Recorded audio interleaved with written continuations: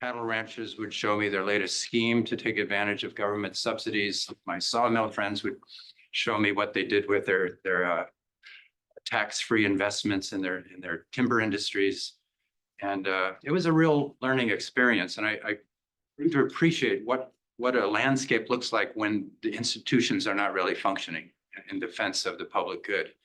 And after 23 years, I think, of running big experiments in the Amazon and torturing trees and burning trees, and Yadvinder has done his own share of that. I was really intrigued by the idea of getting more on the policy, more on the solution side of things, and went to the Moore Foundation to run the conservation program there, just as Arnold Schwarzenegger was putting in place the Global Warming Solution Acts of California, which had in it something called the International Offset Provision, which meant that companies in California that came under the cap could offset some of those emissions to stay under the cap by buying offsets from partner states and provinces around the world. And he brought governors from Brazil, from Indonesia. And it's one of the things I was able to fund that became the Governor's Climate Forest Task Force. And I realized that all of these tropical forest states and provinces and regional governments really don't know how to, everything they have to do to tap into this new market, which, by the way, still doesn't exist. California's market has not been implemented yet. But that's when I realized maybe we need a new type of organization, and that's how we created the Earth Innovation Institute in San Francisco. So that's a little bit of introduction of who we are. Today, I want to share with you some ideas. A lot of them are haven't really been tested, so consider yourselves guinea pigs. Push back, yell at me, whatever. Let's see. You have to click the screen, just activate it.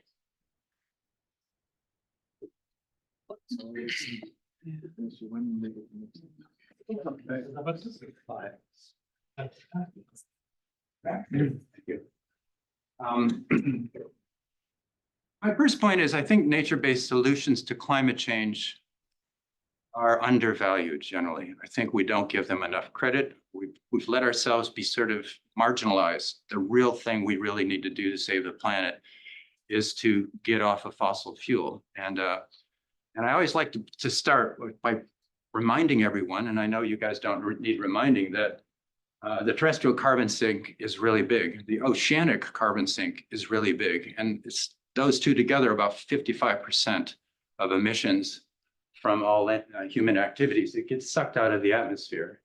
And I'd like to look at the Amazon in that frame. That is, it is a piece of this sink, but that piece is getting weaker. And can it be managed? And I think nature-based solutions essentially are about managing terrestrial carbon pools for positive outcomes, not just for climate, but for biodiversity, for people, for water cycles, et cetera. And the conversation I was going to refer to was at the Museo Gelji Yadvinder, when this guy was just setting up the Rainforest collaboration with other collaborators, and which has been a phenomenally important study. We're talking about where to find permanent plots in the Eastern Amazon, which are hard to find. But the Amazon sink is getting weaker. And I know we don't have real recent data on this. Last year with the mega drought, I'm sure that there was probably a lot of tree mortality that makes it a non-sink here. But the point is this inevitable? Could the Amazon forest become a carbon sink again? And what would that look like? What would have to happen? And how would we fund it? Could climate finance, in all of its dysfunctionality and fragmentation that we have today in 2025, which is unbelievable, could it fund it? Could we summon funding at the scale to really turn the arc on Amazon carbon off? This for me is a really key piece of this, because the governments of something like 70% of the Amazon biome are engaged in developing something called jurisdictional RED programs. And some of them have been doing it for more than 10 years. This all goes back to the Conference of the Parties in Bali in 2007, when RED, R-E-D-D, RED, reductions in emissions from deforestation and degradation, came into the UNFCCC negotiation stream. And since then, there were key moments: Cancun in 2010, Warsaw in 2013 or 14. Key pieces of the global framework for RED have been agreed upon, right? But the market mechanism has not. We don't have it yet. We've got a little bit of it with the voluntary carbon market, and that's why these political leaders are mobilizing. And sort of true to that original idea, this is what we do in the Amazon. We're supporting 6 states in the Amazon, a couple in Peru, and in Colombia, they don't let their subnationals do jurisdictional RED, so we do other things there. But each one of these is an experiment too. And I want to mention that if anyone's looking for a research project involving regional governance, multi-stakeholder processes, carbon accounting, land use interventions, every one of these is a fascinating experiment. So you might ask, but isn't RED just a bunch of hot air?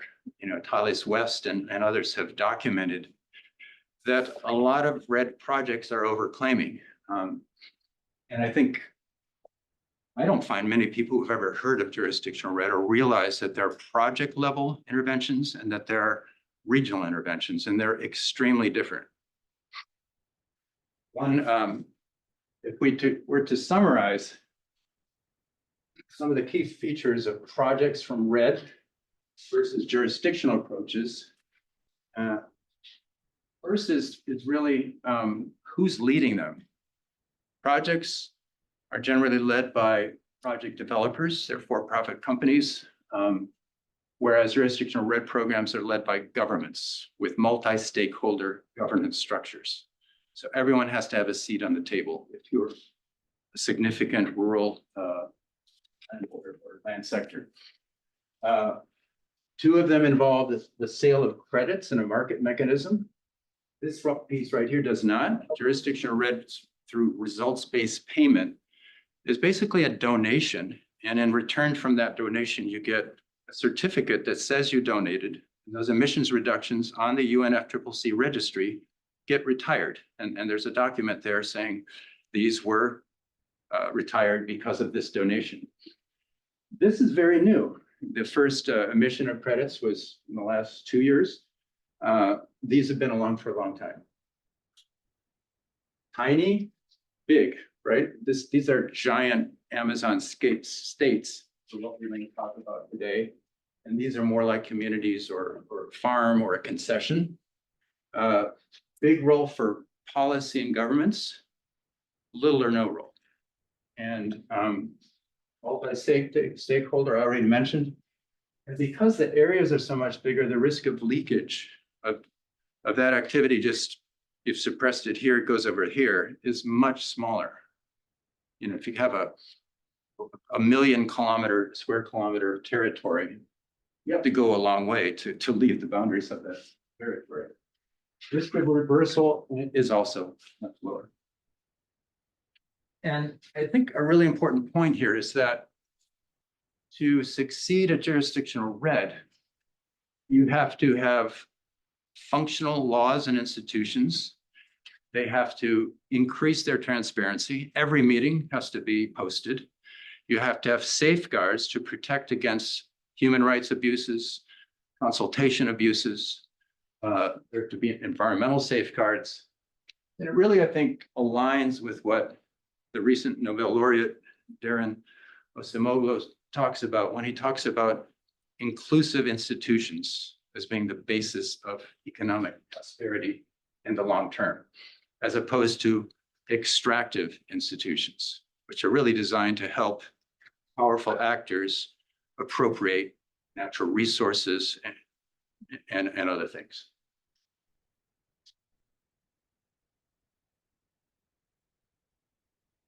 To begin with, there's a huge amount of distrust in carbon markets in the Amazon.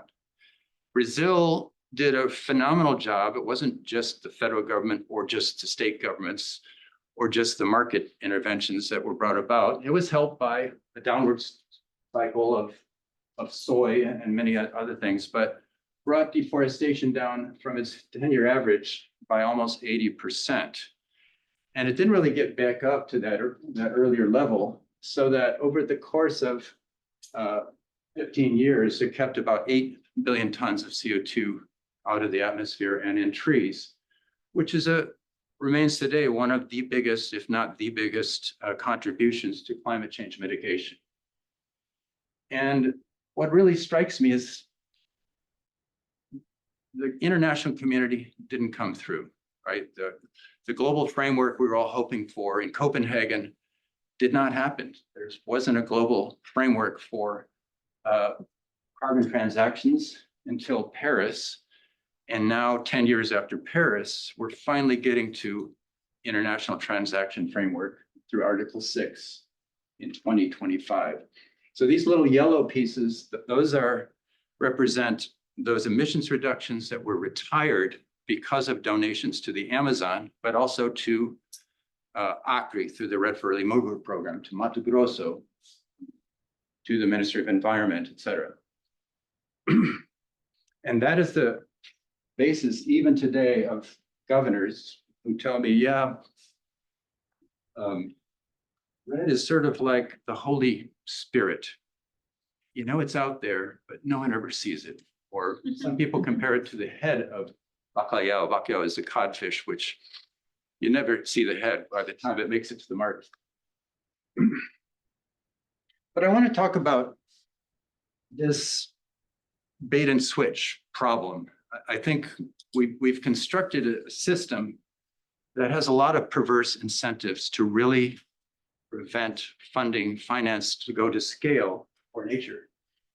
I think one of the fundamental conditions we need to achieve is where companies and governments that are decarbonizing fastest are more competitive, right? Their economies are growing better. As companies, they're outcompeting their competitors. And we don't have that condition today. Let's start with the Paris Agreement. Article 6 is designed to facilitate international transactions. And the basic idea is, let's push all the countries to take on commitments to reduce, decarbonize their economies. And whatever's above and beyond that, they can trade. If you're low and you need to buy, you can buy from another country. But it's perverse in that the more ambitious you are, the fewer credits you'll have to sell. You have less funding if you're more ambitious.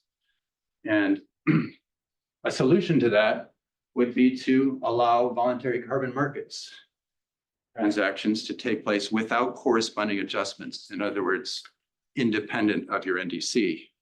And the VCM initiative landed on that as guidance, but many countries today don't believe it. Colombia doesn't believe it. Indonesia doesn't believe it. They think that you have to have this tie-in to your NDC, your nationally determined contribution, in order to transact those credits under Article 6. We could have a two-tiered NDC system where, okay, this is what we think we can decarbonize alone, and above this is what we can do if we're getting funding. And Indonesia did that around the Paris Agreement, and it was sort of ignored, but I think maybe it's something we need to get back to.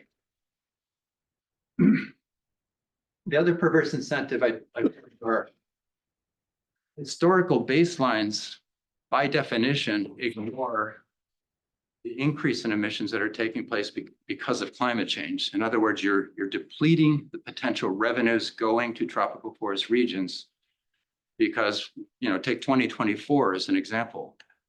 Huge drought, huge fire. And we were sat down with the Mato Grosso government to do the numbers, and their deforestation rates are way down. Emissions from deforestation are way down, and they lost all of their potential credits because of fires. They were fighting fires, but they were just overwhelmed. Pará is losing. We still don't know the final count there, but basically you're saying, no, we're only going to look backwards, and that is our baseline. We're not going to include things like catastrophic fires, even though that will greatly reduce the funding you have to deal with those fires. So we need a new baseline methodology. It needs to be super simple, something like 30%, something really simple. I don't think it can be modeled. I think we have to find a solution there. I'm going to say something I probably shouldn't, but science-based targets, what a great name. Who can argue with science-based targets, right? What science-based targets have become, that's a whole thing of providing guidance to companies on what is a good and responsible decarbonization strategy. That's great.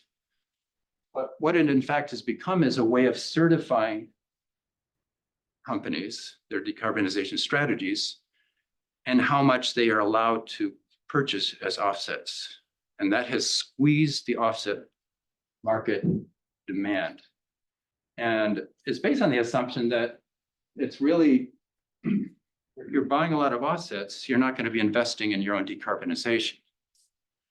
But Ecosystem Marketplace, they tapped into the CDP databases of 2,000, 7,000 maybe companies that disclose under the CDP.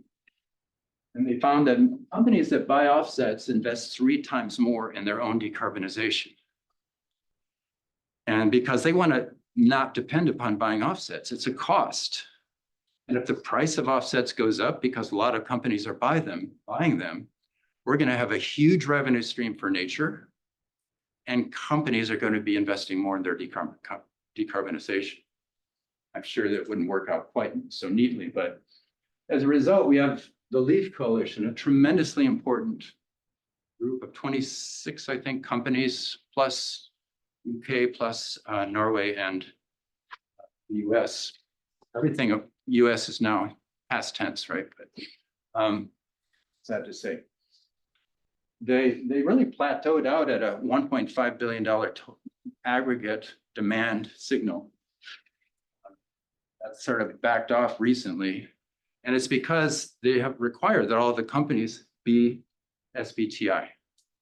And that has constrained the demand there so much that one Amazon state could absorb this funding. So we need to, I think, clearly define what are high integrity credits and make sure companies are buying those high integrity credits, direct the power of environmental advocacy to go after companies that are buying lousy credits, offsets, but also deepen our understanding of what are the levers that can be pulled to accelerate decarbonization.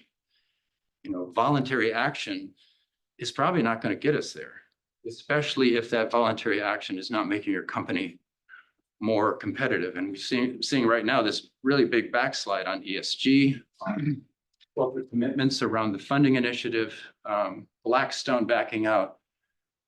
I mean, these are not very solid, commitments to climate change if there's not a policy framework and regulatory framework that's pushing these companies in that direction.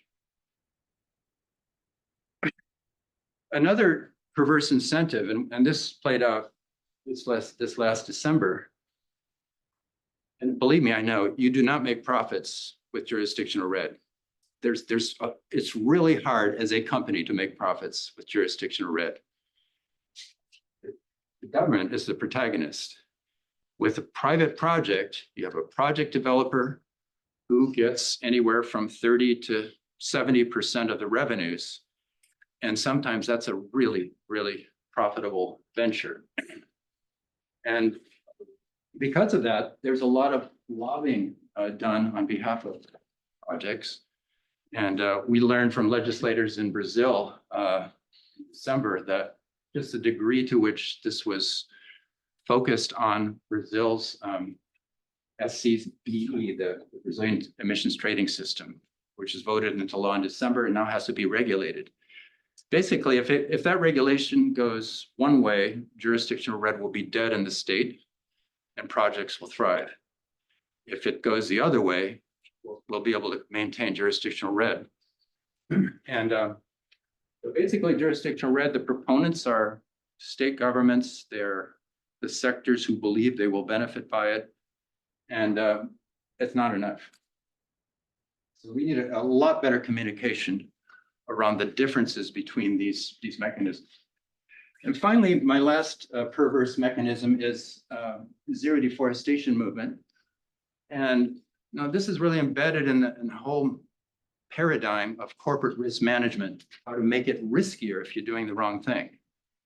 And the metric, because of that paradigm, is farm level deforestation cutoff dates. And this probably the best early example was the soy moratorium in Brazil.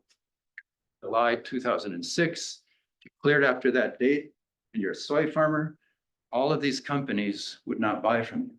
And then it was shifted to 2008. It's embedded in the EU deforestation regulation. And what it means is that companies are migrating away from frontiers. It's a lot more expensive to source soy, beef, palm oil in an active frontier zone where there's a lot of clearing taking place. If there's a low risk zone, it's much easier to source and claim your zero deforestation status. We need companies to do just the opposite. We need responsible companies to mobilize their capital, site their processing facilities, their mills, their power plants in the war zone, in the tropical deforestation frontiers.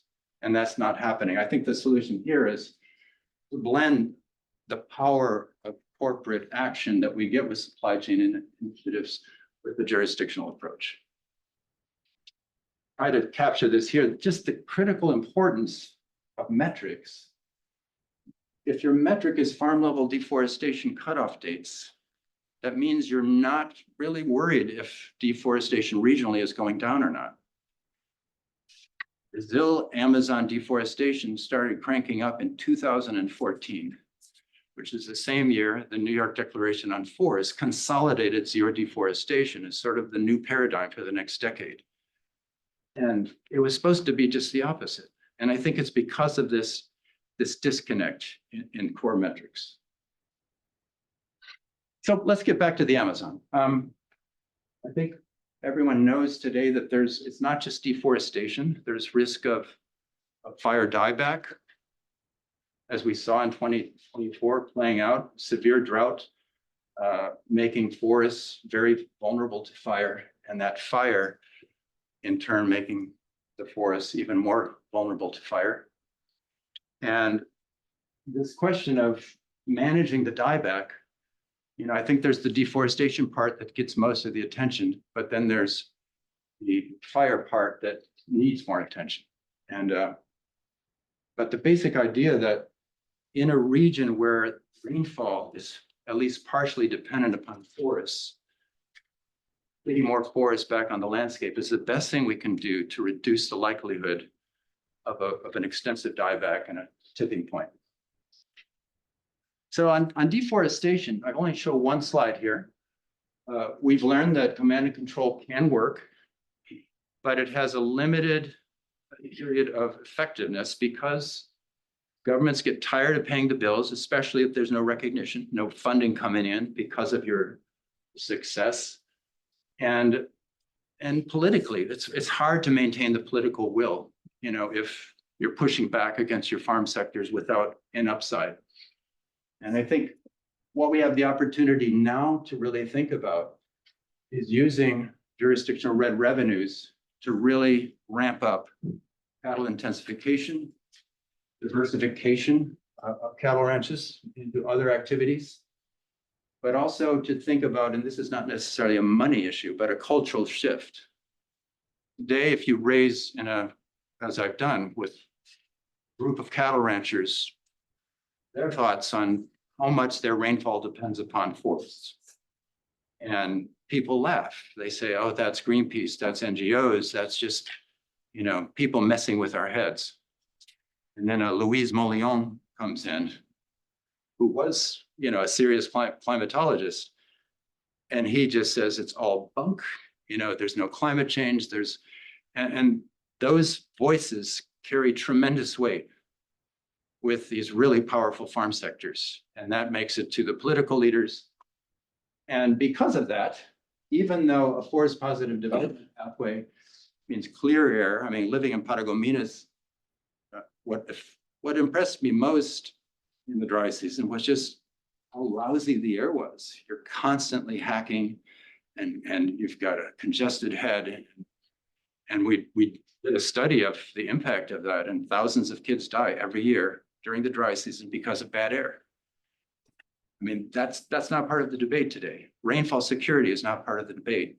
Agricultural system collapse during drought and mitigating that through more forests is not really part of the debate.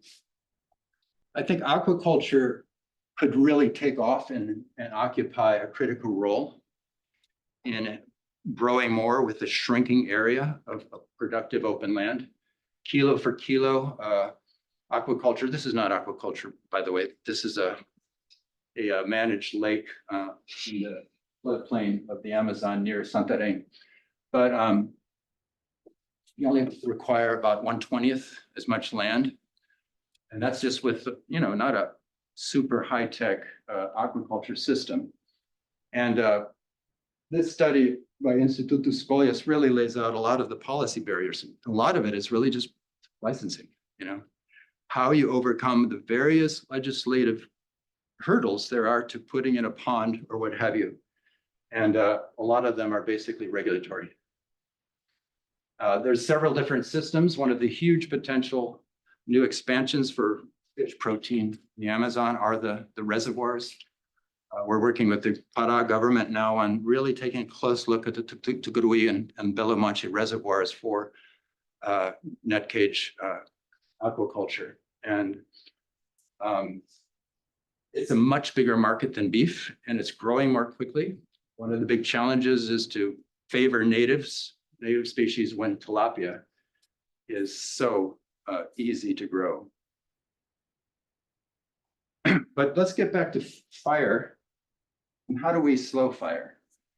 And here, Aliança da Terra, which we set up in 2004 as an NGO to support farmers who want to make the transition to sustainable production. And it was a controversial NGO at the time.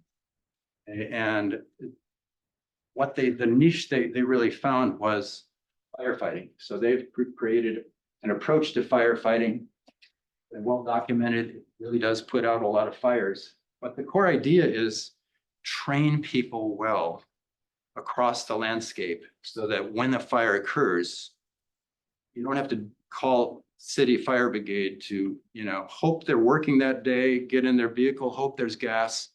And by then the fire is already burned through your property. Have an early detection network, a phone number, a WhatsApp group where you can report fires, do pre-burn season planning. And right now we're working with Alianças to design municipal planning processes and training so that when the red funds come, we hope they're going to come. We'll have examples in Tocantins and Mato Grosso of how that can be used for these fire approaches.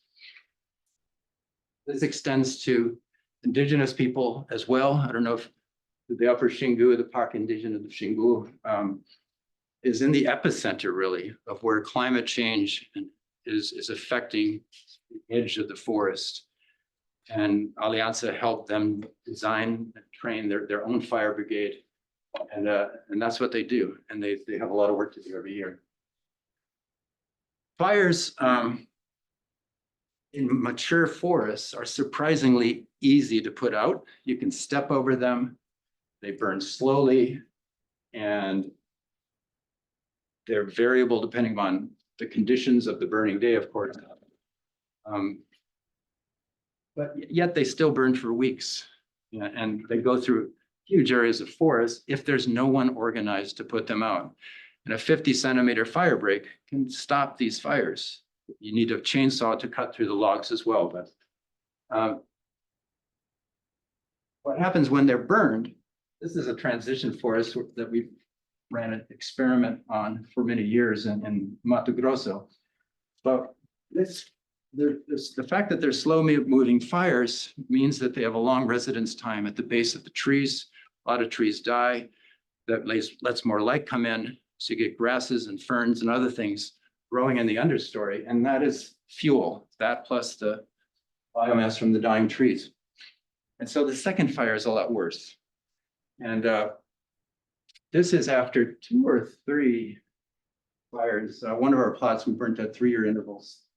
There was a lot of pasture nearby, and I think that was a big source of grass seed that you don't always have, but this is the same forest. The only difference is fire and no fire, and no chainsaws.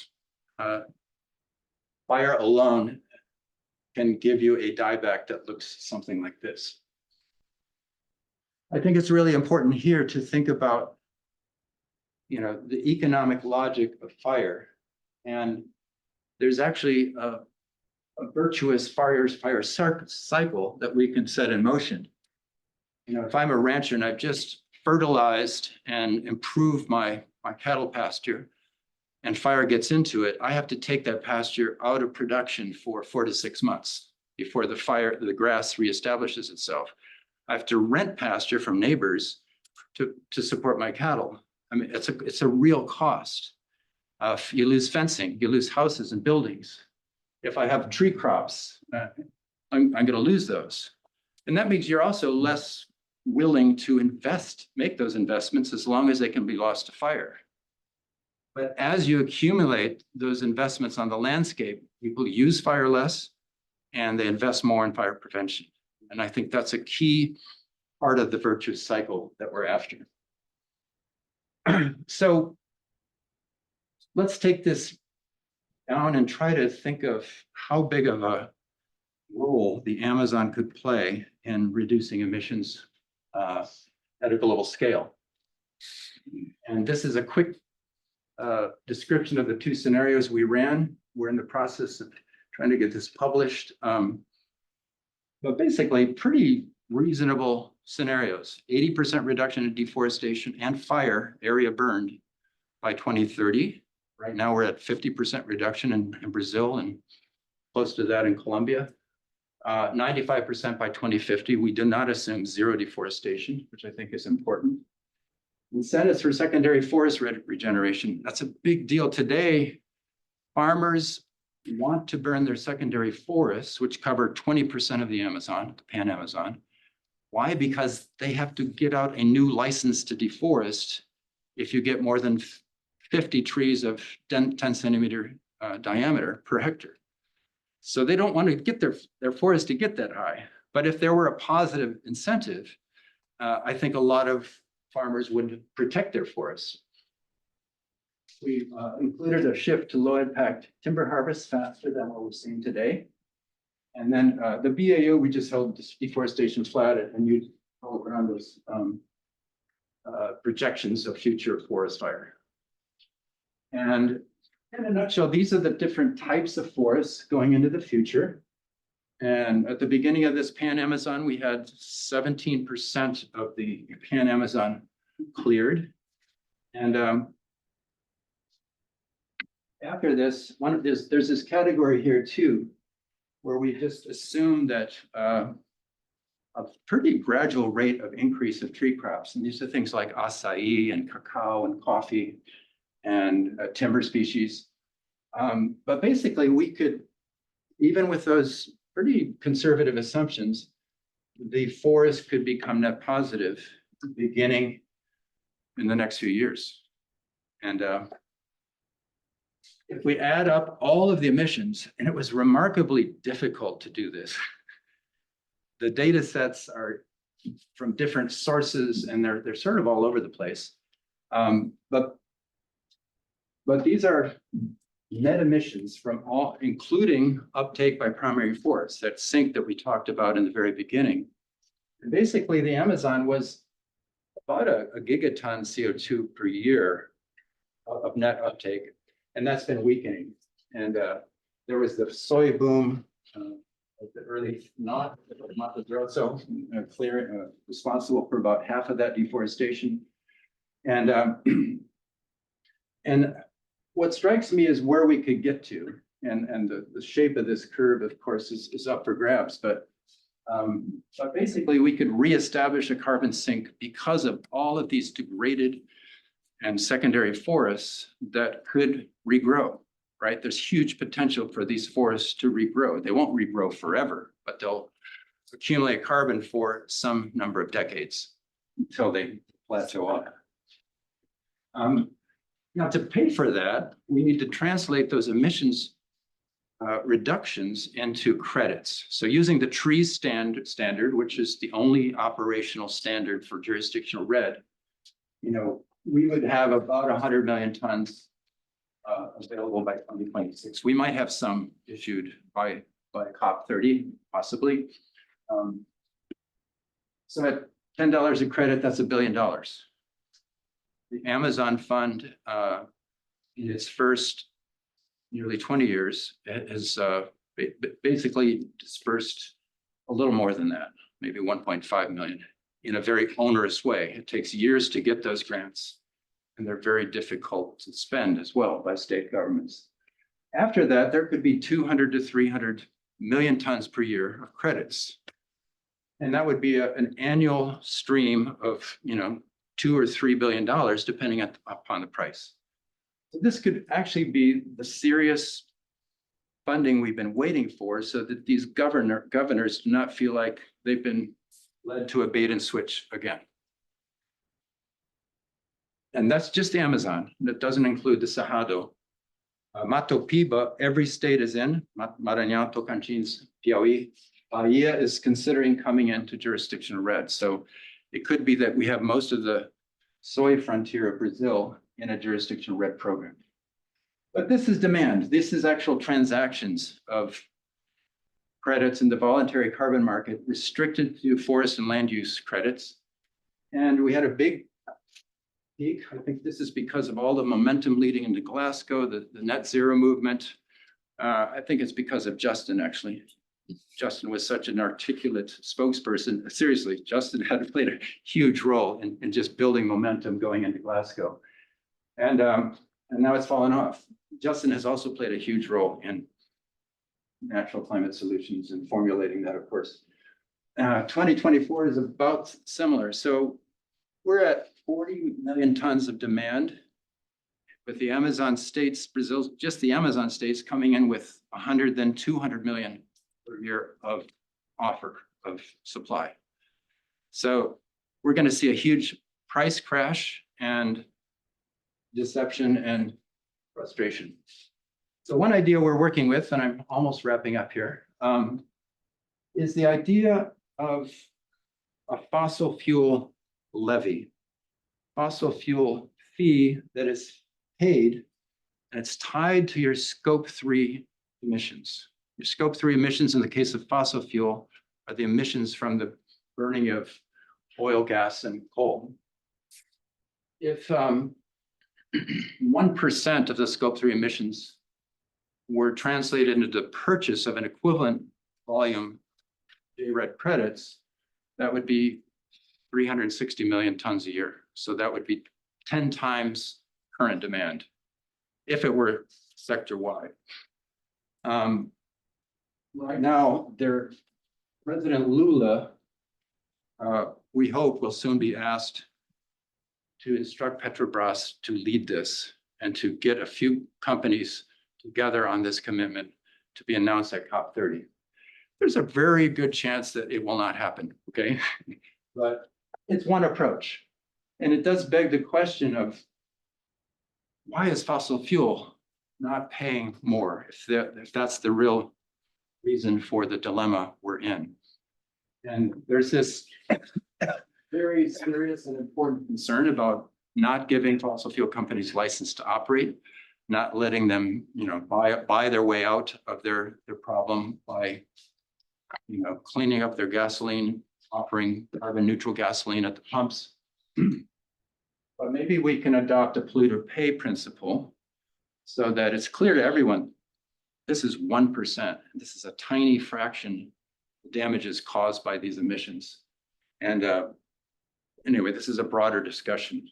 We need a tax on fossil fuel that's as close to the source as possible.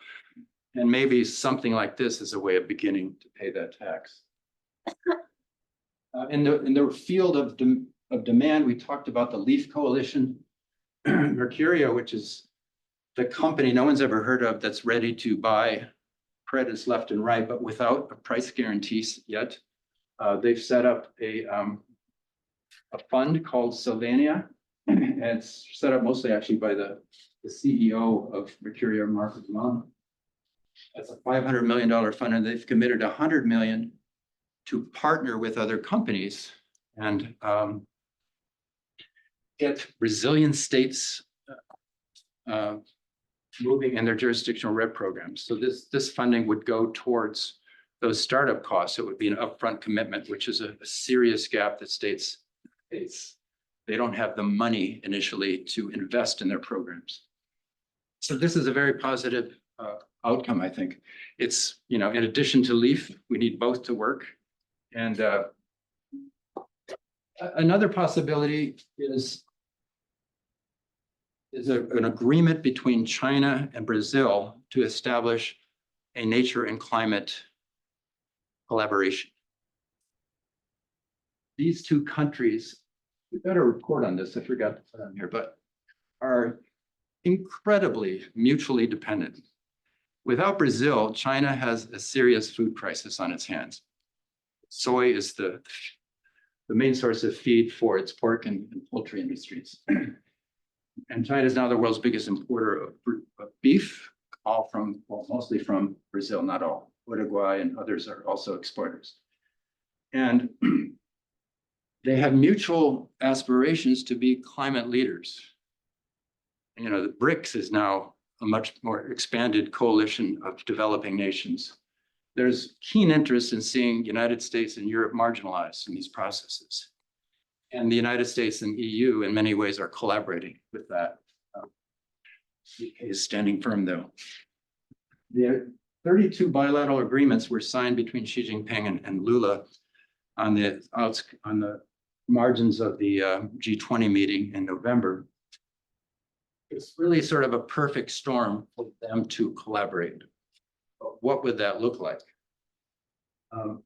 What we're discussing with Governor Hildur Babai, who is the host of COP30, and some other folks, members of several other states, but also national entities, is the possibility of jurisdictional RED being featured in this collaboration, where China recognizes jurisdictional RED as sort of a regional certification. It's not farm by farm. China is very cost diverse in its commodities, and it's not going to pay anything for sustainability. That's clear. COFCO is the exception in some cases because of the markets they work in. But it would basically say that statewide declines in deforestation, forest degradation, and social inclusion, safeguards, all of things that are wrapped up into jurisdictional RED, are considered progress. We could add into those farm level metrics like percentage of rural properties that have validated cars, that have land titles, and all of that. The punishment would not be market sanctions, you're cut out of our market. They would be the funding dries up, right? There would be a shared commitment and interest in seeing those emissions reductions coming down. Part of the agenda would be, and this could not happen by COP30, I think there could probably be an announcement by COP30, but could be a Brazilian-China ITMO, internationally transferred mitigation outcome under Article 6.2, which now has rules defined, but that features jurisdictional RED credits. And here would bump up against the ambition of Brazil's NDC. Well, Brazil have credits left over, emissions reductions left over. But there are all sorts of, China is keenly interested in low carbon commodities. They don't want to be blamed for causing deforestation, right?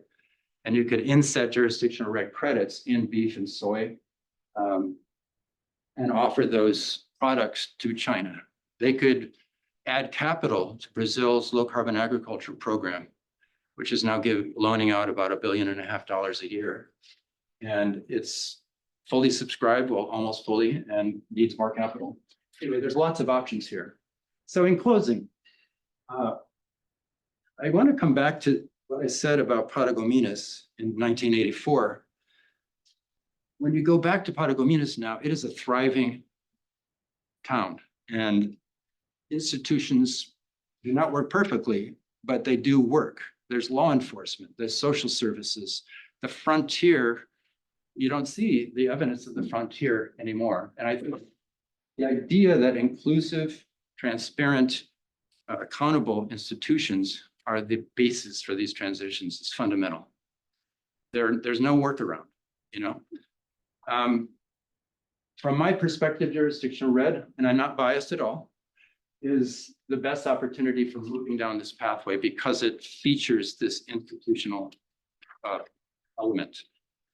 The states that are doing jurisdictional red, 6 of the 9 Amazon states have created agencies for indigenous people's issues that are led by indigenous leaders. That's a direct outcome of the pathway to jurisdictional red. That is a win. All of the meetings of these agencies, not just indigenous, but all agencies, now posted on the website. There's accountability and serious investment in multi-stakeholder governance. All of this needs to happen, of course, as institutional, inclusive institutions are being dismantled in the United States. I live in Germany, you know, we're facing elections where far-right populists could soon play a much bigger role. And it's a frightening time in that sense. And I think this is my last slide. We have to acknowledge that China is a leader in climate change. And it's certainly that in batteries and EV, electric vehicles, and solar, but it's also poised to be a leader in forests. But it's going to be a very different approach from EU, from the UK, from the US.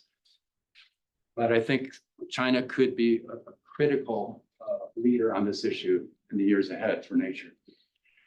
Fossil fuel producers need to pay. We need to make fossil fuel more expensive. And we need to use some sort of subsidy from fossil fuel to fund nature.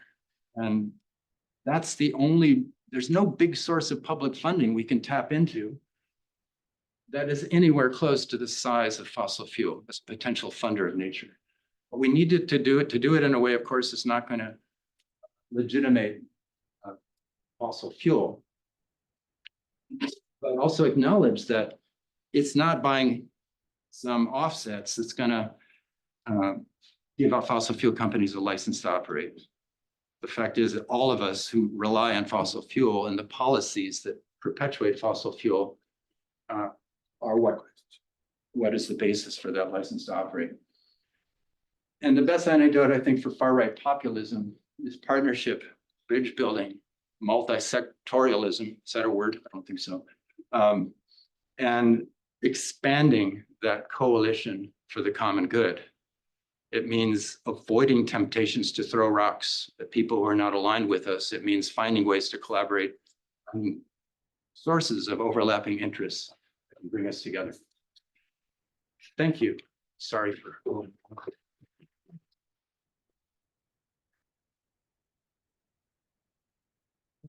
Perfect timing. Great. So we can open up to questions. And Dan, if you could repeat the questions to the microphone for the online audience. As well. So does anyone want to kick off? Eric? Yes, thank you very much, Dr. Nepstad, for the amazing presentation. I guess one way or another for jurisdictional red to work, it will depend a lot on the actions or inactions of a lot of stakeholders, not just the national government, but there's also producers, cattle ranchers, indigenous communities, amongst others. So I was just wondering who really gets to benefit? How is the benefits that accrue from the mitigation distributed? Who gets to benefit from it? So who gets the benefits from jurisdictional red revenues, right, from the sale of credits? That's a great question. And I think part of the jurisdictional RED process is something called a benefit sharing strategy. We're at the end of a few of those right now with Brazilian states. And first thing I think is that they provide a forum for complaints, for opinions, for having dialogues between sectors that I don't really see happening elsewhere. The basis for most of these divisions is a combination of who owns the stocks and controls and who is responsible for the fluxes. And that often favors farm sectors, but there's usually adjustments that are made where what we're trying to introduce is, let's make sure this thing works, that emissions come down, because it's emissions coming down, that's the basis for the entire revenue pool. Right now, indigenous people and traditional communities are very opposed to cattle sector and soy sector have any role in the benefit sharing. They want them out, not all of them, but, and it's led to some fascinating, very heated debates. And I think what we're going to come out with, though, is, you know, you can either have all of the credits and revenues going to you, and the program produces this many emissions reductions, or you can get the sectors that are really the source of the emissions on board, and your revenues will be like this, but they're also getting benefits. The way the benefits arrive to, they're not, most of them are not payments. There's very few payments. It's not a good way to use the money. What the cattle sector programs we're working with, they want improvements in the calving operations. And those are smallholders, it's family agriculture. And they're not expecting payments. They want improvements in infrastructure, rural extension, and things like that. And so I think it's a very fascinating process to see how the sectors are learning about each other's perspectives. But it has to go, it's only approved once all sectors basically sign off on it. And I think, you know, we see complaints about consultation process. For me, that's completely healthy. That's the fact that there's, you know, a forum for having those complaints is exactly what we need. Okay, I'll mention, so I'll ask a question. So you talked about this possible Brazil-China deal, jurisdictional rates, and given the demand and increasing demand for beef and soy from China, is there a risk of a higher level of leakage, demand-driven leakage there, or are there ways? Well, I know for beef there are ways of producing more land efficiently, and for soy, is there a similar solution? How do we avoid that actually just causing the plant still there, but that deforestation occurring somewhere else? There definitely is that risk. If that were to happen, then I think the emissions reductions would not be there, and the system would shut down. There would be no financial benefit anymore. And I think that is a very interesting sort of incentive to have there, where you're going to lose money as opposed to being cut off from a market. You know, the EUDR reaction among a lot of farmers, Mato Grosso, I think about 30% of the producers, we looked at the CAR applications, are already disqualified from the market. And so they're moving on, right? But we need something that year by year, everyone's sort of thinking about, how can we keep that money coming in because it's bringing benefits? So it would be an incentive to squeeze more production onto existing cleared lands as you let marginal lands go back into forest and keep fire out of other things. And a lot of the emissions reductions can come from reduced fire too. Thanks. Lee? Thank you so much for your work here. Last year, there was a front page New York Times article about chemical deforestation happening in the Pantanal region of the Amazon, where somebody was like a big landowner there was flying a helicopter over like millions of acres of forest and spraying this chemical that was used in Agent Orange, and it was a defoliant that was causing the forest to just like slowly die out over time. And via satellites, it looked like just forest degradation, so it wasn't identified as deforestation. But then they were using it for beef, and that was presumably being active in China. But I'm just curious, like what kind of mechanisms are being used, especially for this kind of like large scale monitoring to ensure compliance, to like look for like are you kind of is currently the assumption that any kind of deforestation that's happening we'll be able to measure it that is ground truth, or like what is the kind of verification process happening? Yeah, the methodology that's accepted by the tree standard is pretty rigorous. I'd say we were talking earlier today about some of the holes in it, degradation in savanna trees doesn't have a good methodology for it. But Manu and others are going to figure that out. And it's the third version is under development right now. We're recommending that they bring in the technology that allows you to see degradation better, because it includes degradation, but you still have very bluntest instruments for measuring emissions from degradation. So I think the idea is nothing's going to be perfect in the beginning. Let's make sure it gets better over time, and call it out when it's making mistakes, and there will be mistakes. So for context, in my previous job, I was on the Greenhouse Gas Protocol Secretariat at the World Resource Institute, and now I'm a DPhil student at Oxford Net Zero. So obviously my question has to do with carbon accounting. While I fully agree in principle that, big fossil fuel companies should be the ones paying for nature protection, where I think I'm very skeptical is whether there's a carbon credit that can be claimed with the additionality and permanence required to be counted against fossil fuels. Both given, the debate around biogenic versus fossil carbon cycles, but also, the additionality question is kind of my main concern. You showed the two scenarios that you used, which was BAU, which included emissions from deforestation, and then the sort of solution. And I wonder what the net benefit would be if you calculated a no human activity counterfactual, which is sort of my opinion on how additionality should be determined. So that fossil fuel suggestion I presented would assume that you don't use, the companies are not using them as offsets. They're using a polluter pay mechanism that basically just says, we've got this level of damage where our products are doing, and we're going to start compensating for those in some way. So you don't really need it to match up to fossil fuel damages, right? And, the human-free scenario, could you explain that before again? Well, so if you're saying, oh, if RED wasn't in place, this would be cut down and converted to agriculture. To me, that's not an appropriate way to go about like calculating carbon credits.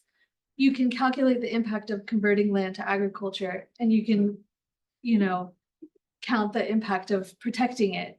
But both of those scenarios should be compared to a scenario where humans are not involved. So what would have happened, if the land were just left alone? Yeah, I guess I don't see how that comes into what we're actually dealing with. Well, because otherwise you're getting credit for doing what you're supposed to do anyways, which is not cut down the forest. Well, I think, Brazil has a forest code. If you're to fully implement the laws of Brazil, you'd have 74% of the original forests protected. And that's Brazil's sovereign choice, that was the amount of forest that they wanted to set aside.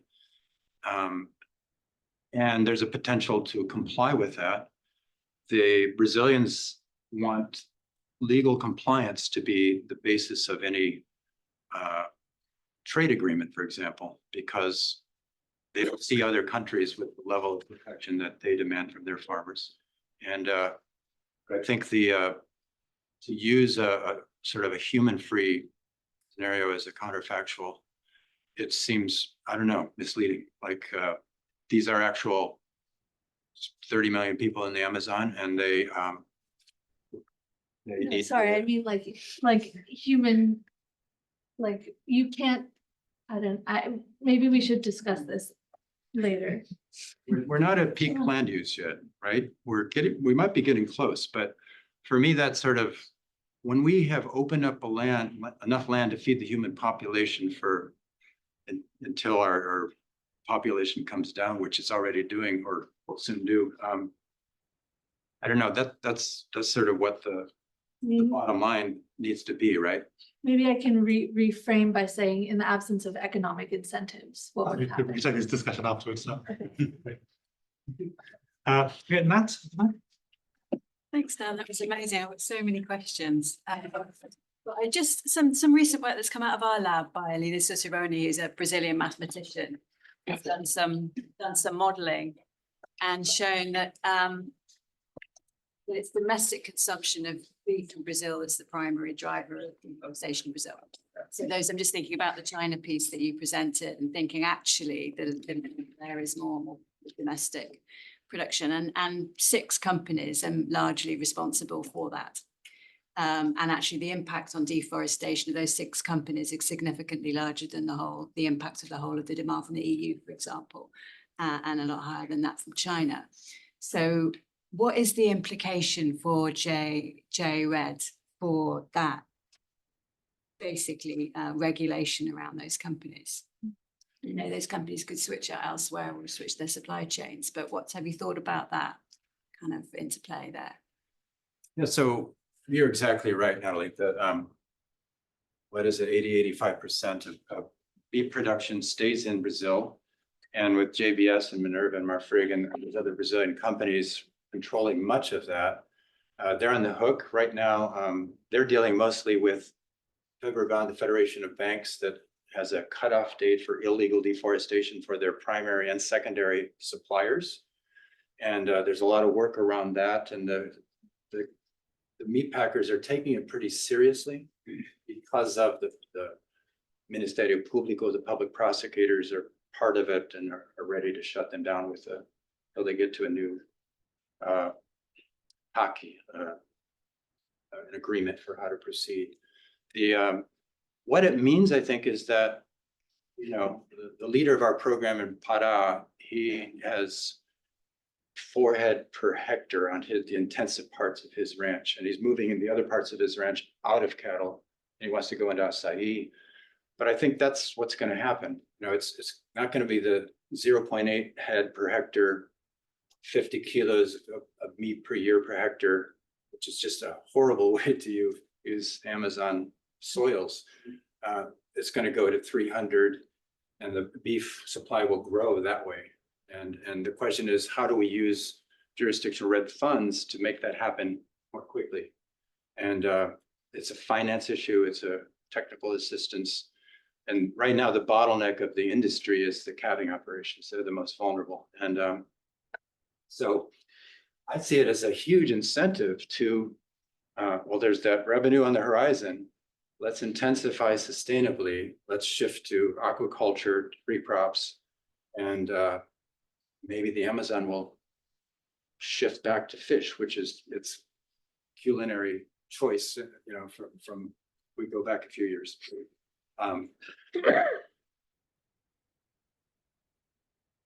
Yeah, my name's Anthony Melville. I work with a very small charity working in Ecuador on restoration of tropical forest areas. This is using inga trees.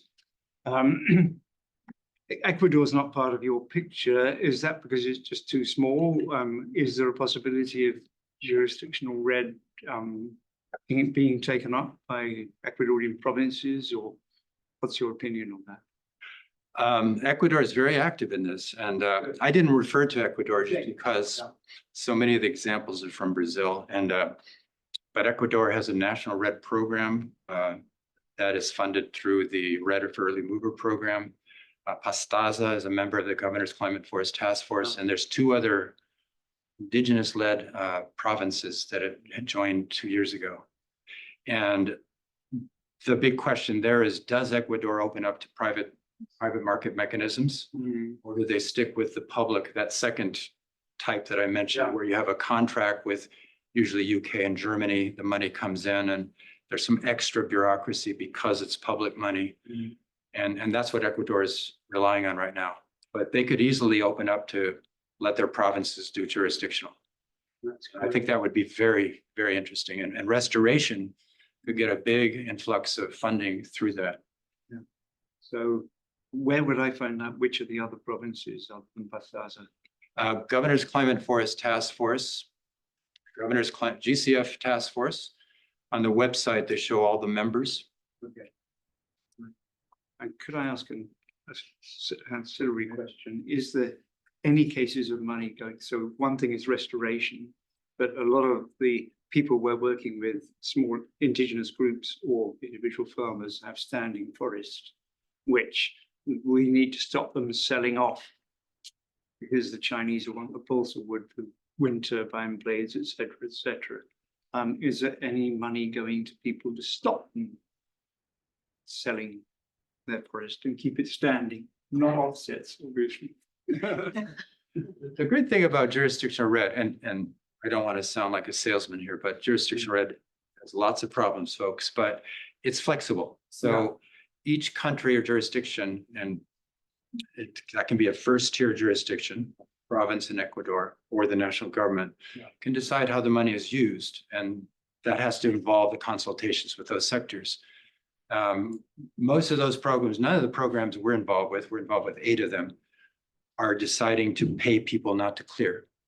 Because if you look at Sociobosque, if you look at the Costa Rica program, our analyses show that Sociobosque was about 1% efficient. In other words, for every hectare you paid to keep standing, well, you had to pay for 100 hectares to keep standing to actually protect one. Either they're not threatened, or they, in the end, were not cleared once the payment stopped. It's not an efficient way to use money. And also, what are they going to do? Those people, are they going to, instead of clearing that forest, are they going to cut another forest or something like that? So mostly, it's livelihood investments in better production systems, getting better incomes, especially for smallholders. And then with policies, with laws and regulations, you basically increase the protections for the standing forest. But the goal, I think, is, and I think Justin here is the mastermind of, is creating the environment where private sector can do what it does so well, mobilizing finance and people and expertise, come up with, build new industries, invest in things that are going to be good for that region, and increase incomes and create jobs and all of that.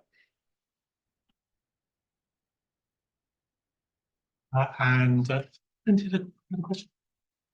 Yeah, Dan, fantastic. You always do such a great job of challenging some of the conventional thinking and pushing the boundaries of how people.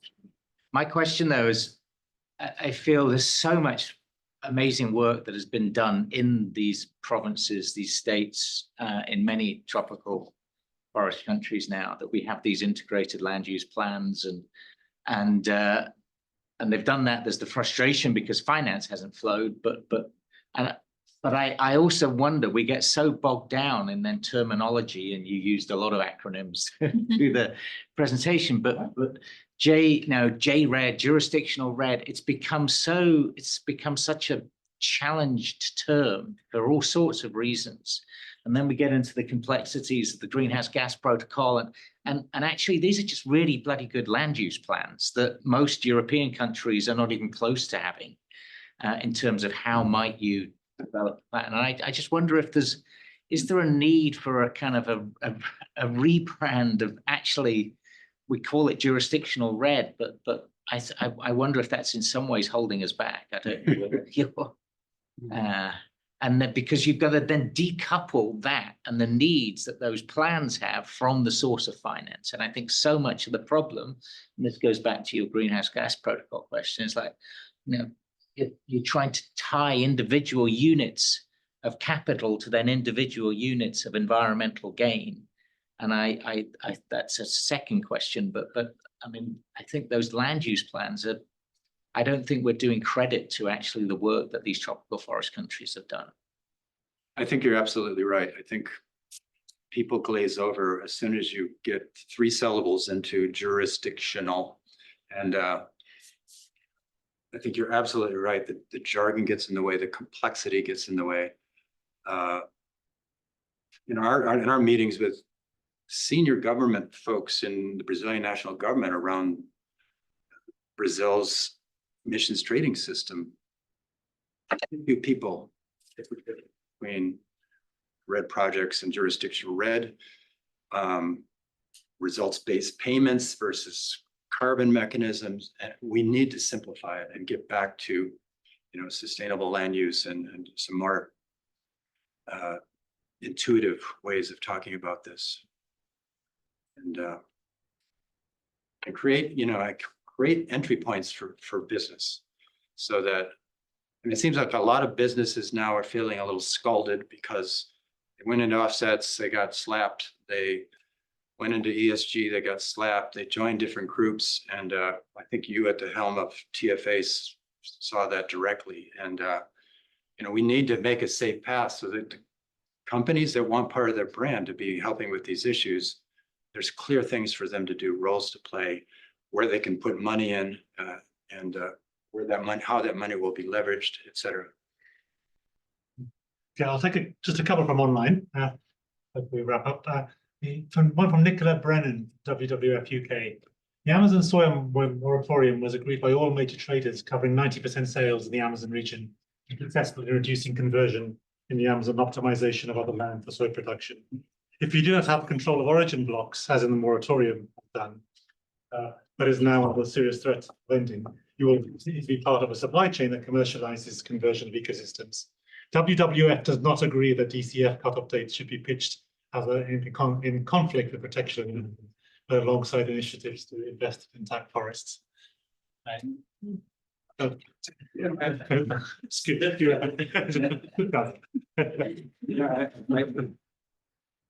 Thank you for that position, and and we should talk. I think it's important to look at all of the dimensions of a sanction that is laid out on a supplier of food commodities, and these are sanctions, right? And we know that sanctions have a lot of indirect effects, and I think the indirect effect in a place like Brazil has been to alienate the farm sector, to reduce the amount of dialogue, to create a hotbed of conspiracy theory, and which basically has moved the whole sector further to the right. And I think a much more collaborative approach, the farm sector, for example, from day one rejected the soy moratorium. And, it was put out and they immediately said no, even though there's hardly any soy farmers who had land that they could legally clear on their farm. And I think so what has happened? Soy has moved into cattle pastures. If you go to Alta Floresta today in northern Mato Grosso, land prices are skyrocketing because it's flat and well drained, and soy is moving onto those pastures. And those ranchers are then capitalized and can move deeper into the frontier. And so we've pissed off the sector. Governors cannot support it because it does not recognize legal right to clear. And is it really helping if we're just capitalizing landholders to move further into the frontier? So I think it's a longer discussion, but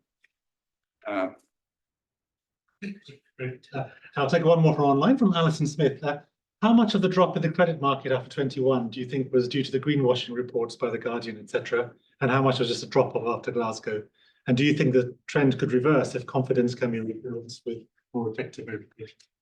really good question. I don't know what the percentage of the impact was, but The Guardian articles were huge.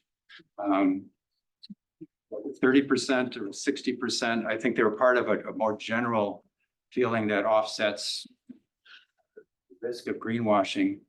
And I think what we really need now is some really good communication to demonstrate that there is one way of generating credits, and then there's a much better way of generating credits, which itself still has, flaws. It's not perfect, but at some level, when I push people about what is the alternative, I'm not hearing alternatives for getting the funding we need for nature, for a place like the Amazon, for Indonesia, et cetera. What is the alternative? There's a Tropical Forest Forever Fund idea that's led by Garo Batmanian. And maybe in 5 years that will be operational. But will it be another Amazon fund type mechanism that disperses 1.5 billion in 15 years? Or will it actually go to scale? So we've got something that's pretty good now. And yeah, I think you're exactly right. We need to build confidence that it's real. Okay, great. I think, Barbara, you had? Yeah, I had a question. It's just I wanted to listen a bit more about the relationship you mentioned about frontiers and not actually pushing away farmers, and how actually red jurisdictional would be good to put them again in frontiers. And I mean, what for me was a bit confused, the relationship between frontier and the positive aspect bit, and the relationship with jurisdictional red. And also when you said about the national carbon market, the federal one, I was wondering, because of the lobby that you said and how does it actually compete with the jurisdictional one, if that then is just a de-risking instrument put up by market actors, and it's actually not, it's just de-risking tools, and you are more talking about blended finance. I don't know, just wondering about different financial categories. Yes. The point I was trying to make with the frontier is that there's currently a strong motive for responsible companies that don't want to be associated with deforestation to pull out of the active frontiers. And it's also the big companies, right? Grupo Magi, they know exactly who their suppliers are for the UDR. And they tend to be in the more consolidated areas. They have the capital to pull it off and do all the monitoring. And so, the smaller producers that are less capitalized are going to be cut out of the UDR, and they'll have to fend for themselves at other places. But we want companies in those active frontiers, and we want to make it less risky for them to work in those frontiers. And I think that calls on a new role for environmental advocacy. We need to be pushing these companies to do good in these frontiers and to make investments and to create alternatives to shifting cultivation. And the drivers, that's one of the drivers. The big driver, of course, are the bigger operations. But so they need to be more competitive if they're actually making a big. Great. I think we'll wrap up. We have drinks at the back here, so feel free to linger for some informal conversation. But I just want to wrap up by saying, Dan, I'm always impressed by your tales of the nuances of the frontier and of the Amazon, the interplay between companies and politics and motivations and these funding mechanisms as well. So it's always an education to understand the complexities and subtleties of this process of trying to shift things. And thank you for sharing with us.